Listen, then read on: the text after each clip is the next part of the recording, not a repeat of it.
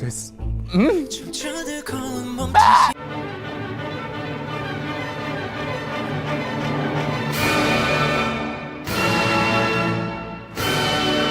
Have you ever wanted to spontaneously play music whenever a piano is presented in front of you? Well, you can learn to with today's sponsor, Flowkey. Not to be confused with the board game Keyflow, Flowkey is actually a brilliantly designed app that solves one of my biggest concerns when teaching beginner to intermediate students: the development of sight reading and memory skills. When you start playing the piano, your brain will very quickly choose between having your eyes constantly glued to the sheet music or memorizing the music as fast as possible to avoid seeing the sheet music again at all cost. Well, with Flowkey, you can be sure to improve both the reading and the memory. The sheet music moves along with your playing, so you won't have too much to look at, but what you are looking at matters more. And if you can't play a piece at the given speed, there is wait mode. Wait mode will stop at each note and wait until you play it before moving on.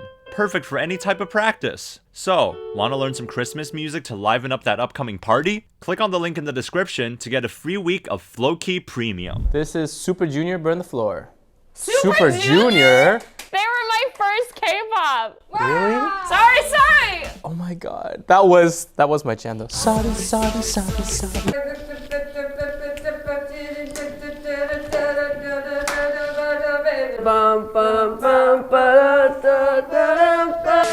You will be reacting to the performance video that they released for their 2020 single, Burn the Floor, which is a pre-release for their 10th album called The Renaissance that will be released sometime in 2021, although it'll probably be out by the time we release this reaction video. Burn the Floor talks about the singer's passionate admiration for his lover and compares their relationship to a sensual dance performance.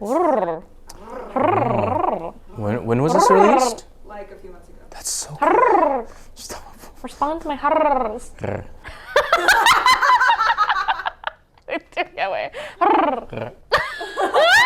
This song is composed by Jisoo Park, Blair Taylor, Jake K, and that's it. Yep. Sari.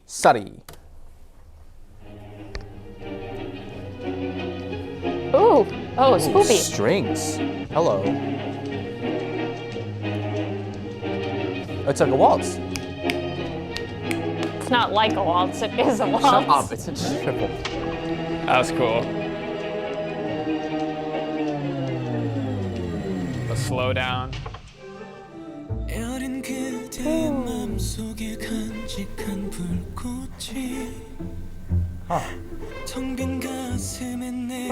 I love that.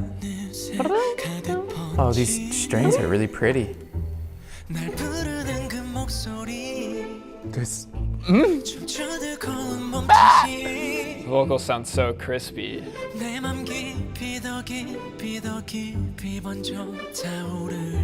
Wow. So smooth. Oh, I love the chimes. His voice. Nice! Bring it in. This is sexy! I love how you can still hear the orchestra in the back. Usually they would like cut it off if they put in an orchestra. This sounds fantastic. Wow, that's captivating. That's such a great melody.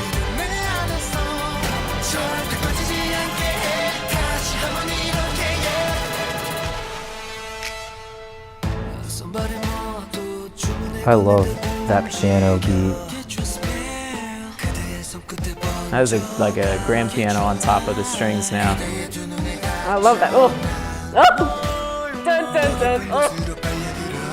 Oh, all that chromaticism was super nice. Oh, so this part's just so pretty. That is a splashy clap.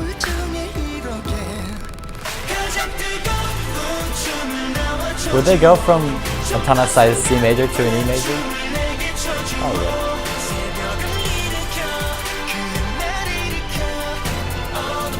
Well, I like it when the G, F, and then the E. That transition makes all the difference. I love how they're just kind of like overwhelmed. That's exactly what I was that gonna say. melodic phrase. pentatonic melody.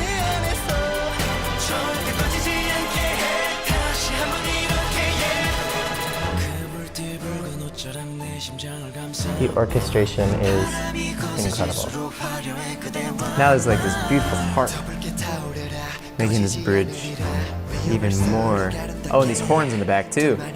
Oh yeah, it's just layered upon layered. It's so dreamy. Lots.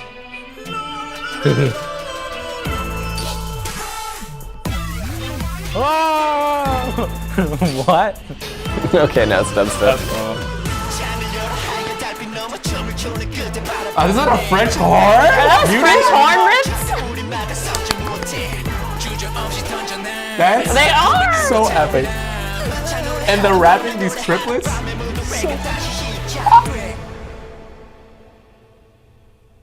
Whoa, that's really, really crazy. I think it's so cool when people can like produce an orchestra and make it fit in this kind of genre. It sounds so good. How were the string parts? Oh, beautiful. Yeah, and it's like the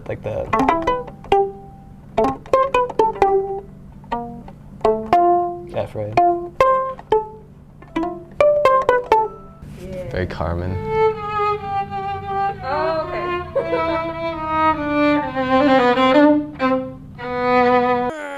I need to like speak English. You can just make facial expressions. Wow! Whoa! Whoa! No, I really like the fact that they use classical instruments and just like classical styles. No, I agree with you. I think that I like the addition of the strings was really nice. I think that having the harp and like these pizzicato styled strings to accentuate like that tango atmosphere was really nice and well done. I think this is a classic example of like pizzicato being used in the beginning and then moving to arco to like evoke different like emotions and like different styles that they want to use, where it's like pluck pluck versus like we are dancing.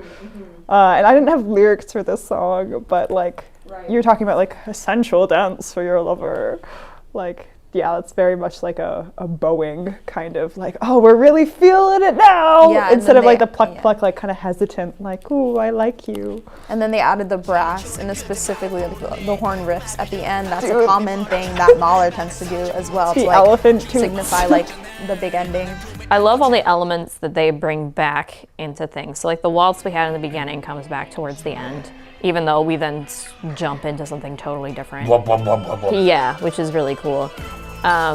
Visually though, this concept is incredibly simplistic looking, but has such strong visual effect. To just be focusing in on light and shadow and to just bring out all of those things it's just a genius idea. And then just the vocal things that they do, please do your thing. They're just so high. I mean, there was no vocal pedagogy commentary besides going, high notes! Can we talk about that operatic thing that happens The towards la the la end? la la la. That's so left field. So that's it one one of of them. them? That's a male voice. That's what I would be curious to know, because he changes, if it is one of them, they've definitely changed their timbre. Just But the that vowel sounds like a male sounds in voice. It's a really dark, like sound. that. Yeah. I know things. I said vowels. Look at me go. I wish I'd listened to some more Super Junior before coming here, because there's a lot of just their singing that feels really nostalgic, but I can't point out any particular sound or person, but it's beautiful. The chorus melody, I loved. Yeah, I love that.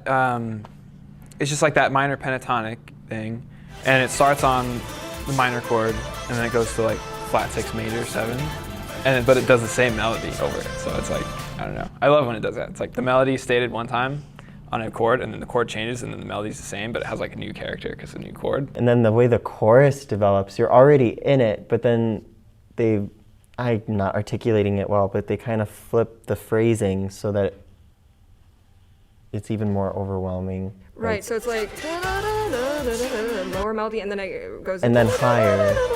Yeah. You know? Yeah. Sam, you look so pensive. It's just really interesting because when I think back on this song, I think, oh, the orchestration makes it made me think, oh, it was going to be a very delicate feeling. But sort of the afterthought that I think about it is that there were moments of such almost triumph or such big, swelled beats. And I'm just trying to unpack where that came from, because I think about sort of especially thinking about the piano and the pitsy strings. It was all very, very controlled, very within the all of them had the same motif of like descending lines. And then when the chorus comes in, you're just thinking, oh wow, like that's huge. That just sounds big.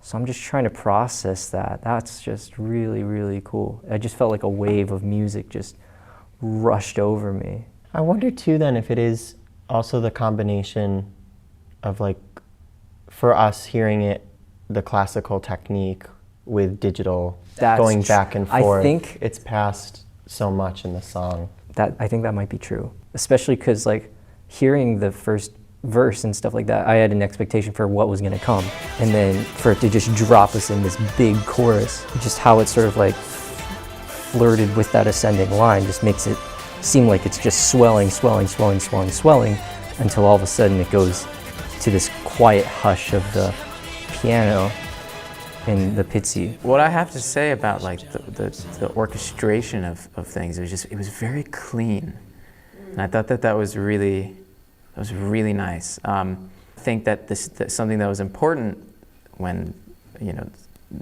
making an orchestration that stylizes tango is that there was a lot of space, because tango is all about space, and it's all about like the space where the two dancers, which is what they're speaking about, where the two dancers can intimately just be in the present moment when there's no sound or nothing, just there. And that's like one of the big aspects of tango music, is just the silence between these, beautifully like plucked strings almost. I also liked how the instrumentation got thicker and thicker in an orchestral sense as we went along. The first part you have these pizzicato strings and mixed in with like bowed strings, right?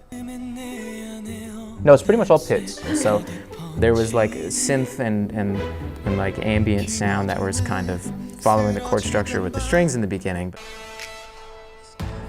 That big industrial brrr right before the second verse. And then we have the same kind of verse content, but we have the piano. Boom. With these arpeggios and hits and a percussion section. So there's a verse, but we're adding on layers to it. And I think that's such a smart build. They're building up in the pre-chorus in pitch. And it really builds up that tension. I was feeling here like, just give it to me, I need the chorus. And this, with the trap 808, like, and everyone singing in unison, is just such a swell of sound and I think emotion. But then later we have this like harp that gets more of the sound, and then you have these, I don't know if they're real players, but there was like this synth brass sound that like even more. The brass sounded pretty real. Yeah, it sounded pretty real, but even more accentuated like that orchestral touch to it, which I thought brought a lot of levity and a lot of just like colorful aspects to the song. That's so good. I could listen to this over and over again. This is, man, what quality. I love how like I was always ready to see what was next. Always ready to see what was going to come next musically.